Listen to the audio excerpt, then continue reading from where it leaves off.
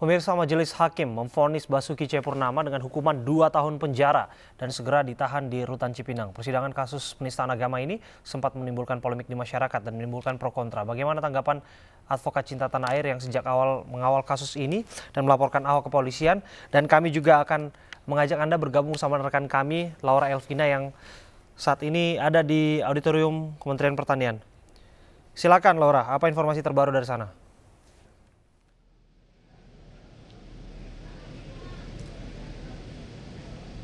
Ya, Abraham, jika tadi kita sudah mendengarkan bagaimana tanggapan dari kuasa hukum Ahok mengenai vonis yang dijatuhkan oleh Majelis Hakim terhadap Basuki Cahayapurnama, saat ini saya sudah bersama dengan Wakil Ketua Akta, ada Irfan Pulungan yang sudah bersama saya saat ini, dan kita akan meminta tanggapannya. Kita ketahui bersama bahwa putusan ini memang tidak memuaskan seluruh pihak, ada yang pro dan juga ada yang kontra, dan kita akan meminta tanggapannya dari Bang Irfan saat ini. Bang Irfan, bagaimana tanggapan Anda tentang vonis Hakim hari ini terhadap Basuki Cahayapurnama? Ya, saya merasa alhamdulillah ya.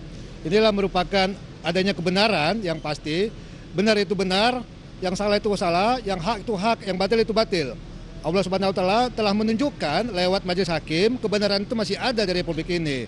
Keadilan itu masih ada di Republik ini. Alhamdulillah, patut kita syukuri bersama.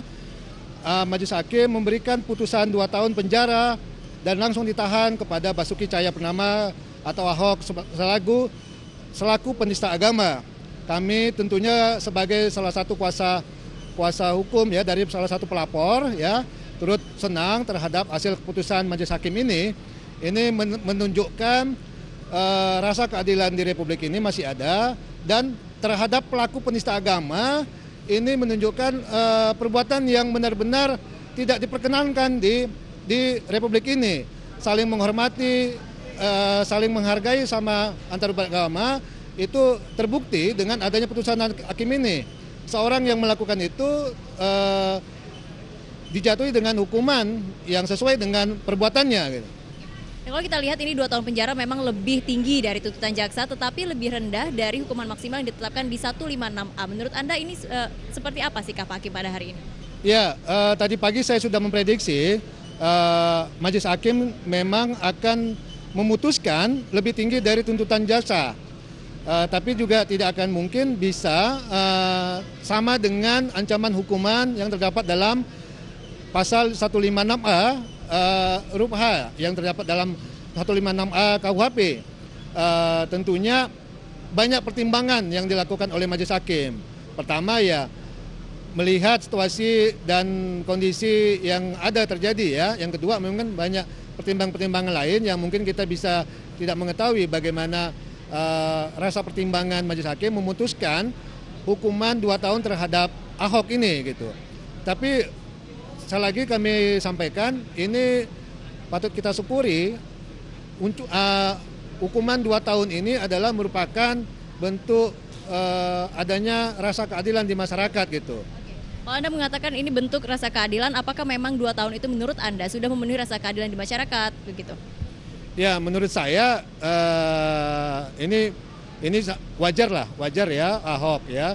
Memang semua orang menginginkan Ahok itu diancam hukuman yang maksimal, yaitu 5 tahun, 5 tahun penjara. Tapi kita juga tidak boleh memaksakan sesuatu kehendak yang memang itu tidak nantinya akan membuatkan adanya kegaduhan di masyarakat gitu. Nah, pertimbangan majelis inilah yang kita coba ikuti ya. Tadi juga dalam pertimbangan yang dibacakan oleh Majelis Hakim menyampaikan Ahok ini terbukti melakukan penistaan agama, ya kan? Ucapannya itu terbukti melecehkan Al-Quran dan melukai masyarakat, khususnya umat Islam gitu. Nah, ini kalau misalnya kita lihat juga sangat berbeda sekali sepertinya pendapat antara Majelis Hakim dan juga Jaksa Penuntut Umum. Dari vonis yang dijatuhkan lebih tinggi dari tuntutan dan juga pasal yang digunakan oleh hakim itu berbeda dengan tuntutan jaksa. Menurut Anda apa yang terjadi di sini? Ya, ini sangat baik pertanyaannya Mbak Laura ya.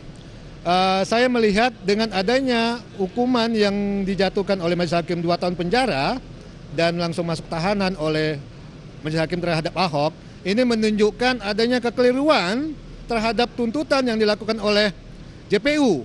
Ya, JPU terbukti keliru menerapkan pasal 156 dan keliru mengatakan bahwa Ahok tidak terbukti terhadap pasal 156A. Nah, kekeliruan inilah yang menjadi presiden buruk tentunya terhadap JPU ya. Nah, kita akan mengevaluasi ini. Kenapa keliru gitu? Ya kan? Nah, seharusnya JPU itu menerapkan pasal yang memberatkan, ya ini pasal 156. Nah, terbukti dengan adanya putusan ini ya, keliru gitu. Nah, kita coba mengevaluasi nanti bagaimana akibat dari kekeliruan ini ya. Kita menginginkan nanti ini menunjukkan juga kemungkinan tidak independensinya JPU atau pihak kejaksaan dalam menerapkan pasal yang disampaikannya dalam tuntutan gitu. Ini menjadi pertimbangan kita semua gini. Kan karena hal ini tidak boleh terjadi, kekeliruan ini. Yang kedua, JPU atau kejaksaan tidak boleh dia harus independensi. Dia tidak boleh terkungkung pada masalah yang ada, dia tidak boleh mendapatkan intervensi terhadap siapapun, apakah itu kekuasaan ya, ataukah itu dari pihak internal sendiri atau dari pihak eksternal gitu. Baik, terima kasih Bang Irfan sudah bersama kami, sudah berbincang bersama kami di iNews TV.